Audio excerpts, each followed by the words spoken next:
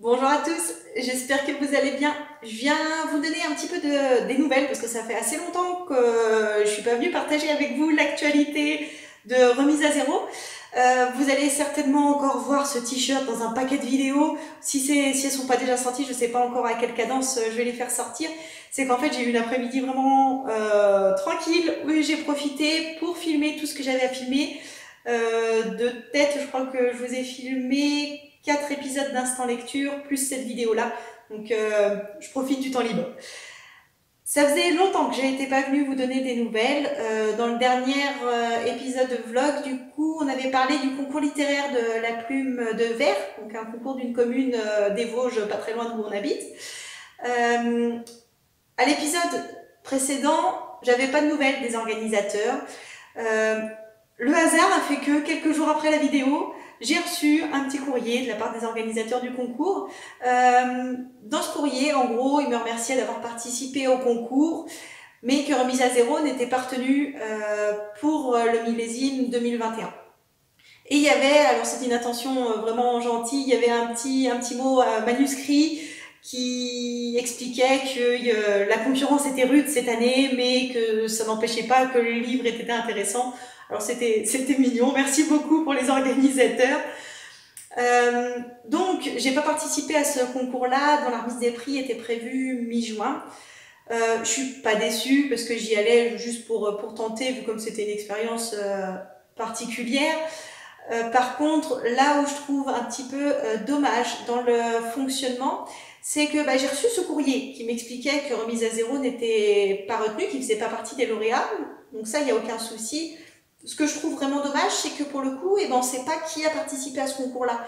J'aurais bien aimé avoir une liste en fait des titres et des auteurs qui participaient au concours pour découvrir en fait des auteurs du secteur. Et ça aurait pu faire de la pub entre auteurs en fait et qu'on puisse se connaître. J'espérais que ce soit un peu comme alors j'y ai jamais été, mais et puis point de vue niveau c'est un peu différent, mais genre les Oscars où en fait les personnes qui tentaient leur chance soient présentes dans la salle et pour pouvoir échanger, etc. Alors cette version-là, je comprends qu'elle n'ait pas été retenue étant donné le contexte sanitaire qu'il y avait encore à l'époque, mais au moins d'avoir la liste des auteurs qui avaient participé, j'aurais trouvé que ça aurait été vraiment bien et porteur en fait pour la dynamique culturelle du département. Bon voilà, c'était la petite déception du concours là, mais c'est comme ça, j'imagine. Donc ça c'était les petites nouvelles pour le concours de la plume de verre. Ensuite, j'ai eu plusieurs semaines de plein de bonnes nouvelles qui s'enchaînaient les unes après les autres. J'ai l'impression que les manifestations culturelles sont vraiment en train de reprendre avec le déconfinement et l'ouverture des lieux publics au fur et à mesure de l'été. Tout est en train de se remettre en place. Donc je vous avais déjà parlé, je vais vous faire un petit récap de ce qui est prévu dans les mois à venir. Je vous avais parlé de Thermalire début août à Vittel, organisé avec la bibliothèque médiathèque de Vittel et la maison de la presse de Vittel, où on va organiser une rencontre avec les lecteurs le matin et une séance dédicace l'après-midi. Donc ça c'est pour début août. Septembre, début septembre, le samedi, ça doit être le 5 septembre, je vous remettrai de toute façon les dates et les lieux sur les réseaux sociaux. Donc c'est pour ça que je vous invite fortement à me suivre sur Nadège Vial Auteur sur Facebook, ou si vous êtes plutôt Instagram, je relève également toutes les dates là sur Citrouille et Citron. Donc on en était début septembre, le samedi 5 septembre, je vais passer la journée en rencontre dédicace au centre culturel du Leclerc de Neufchâteau. Donc ça fait déjà une deuxième rencontre. Septembre, ça va se calmer ensuite. Et octobre, ça va être la folie furieuse. Alors, j'ai pris mes notes parce que j'ai plus toutes les dates en tête. Le 2 et 3 octobre, il y a le salon, le festival Lire perché dans l'arbre, donc un salon plutôt orienté écologie et environnement. Donc c'est des thématiques qui sont abordées dans Citrouille et Citron, donc j'avais toute ma place dans ce salon-là. Donc je serai ces deux jours complets, samedi, dimanche 2-3 octobre, à Germaine, c'est dans la Marne, du côté d'Épernay. Donc ça, c'est le premier week-end d'octobre. Ensuite, le 9 et 10 octobre, il y a le salon Le Grenier des mots à Taon-les-Vosges, dans les Vosges. Pareil, j'y serai 2 jours, samedi, dimanche, les 2 journées complètes. On continue. Alors ça, c'est à confirmer. Les Imaginales d'Épinal, le 16 et 17 octobre. Donc les Imaginales, c'est un festival littéraire et pas que littéraire, sur tout ce qui est science-fiction.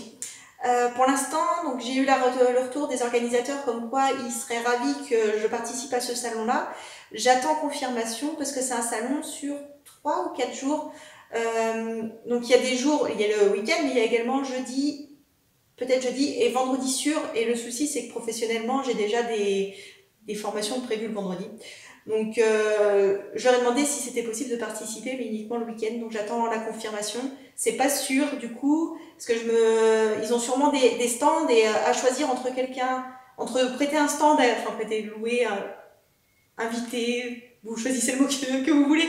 Donc je vais prendre prêter un stand à quelqu'un qui serait présent que 2 jours ou à quelqu'un qui serait présent 3 jours.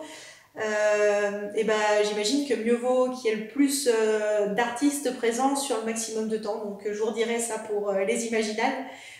Mais si je peux y aller, ce serait vraiment une belle fierté parce que c'est un salon très reconnu dans le secteur. Affaire à suivre. Et également, je serai le week-end d'après, donc ça doit être le 23 octobre, donc ce sera que le samedi, le 23 octobre toute la journée, au Cultura d'Épinal pour rencontrer des lecteurs. Vous rencontrez, si vous êtes là, vous rencontrez de nouveaux lecteurs. Donc ça va être un automne très chargé. Alors d'un côté, je suis ravie que l'agenda soit rempli d'un seul coup, en quelques jours, il soit rempli à ce point-là. D'un autre côté, j'appréhende un peu, alors pas le fait de venir échanger, ça y a aucun souci, hein. J'appréhende plutôt la charge de travail, parce que ça va arriver sur la période professionnelle où j'ai vraiment beaucoup de choses qui vont se remettre en route à la rentrée à partir de septembre-octobre, quand les agriculteurs deviennent un peu plus disponibles. Du coup, ça va faire des grosses semaines de boulot et des gros week-ends pour remise à zéro, donc j'espère que ça va bien se passer. Peut-être que Citrouille et Citron sera mis au ralenti sur cette période-là si j'arrive pas à affronter tout ça de front. Affronter de front, c'est malin. On verra au fur et à mesure, mais en tout cas, je suis vraiment ravie que tout ça se mette enfin en place. J'ai l'impression que l'engrenage se met enfin en route et c'est vraiment très très appréciable. Donc voilà un petit peu les nouvelles pour Remise à zéro. D'ailleurs, pour ceux qui ne l'ont pas encore fait, je vous invite à aller donner vos avis, vos commentaires sur le site de la FNAC ou d'Amazon ou autre pour que je sache ce que vous en avez pensé de ce livre-là et également pour orienter de futurs potentiels lecteurs. Dans tous les cas, je vous remercie pour me suivre au quotidien. Je vous dis à très bientôt et j'espère pouvoir vous rencontrer rapidement sur l'été ou sur l'automne. À très bientôt, je vous embrasse.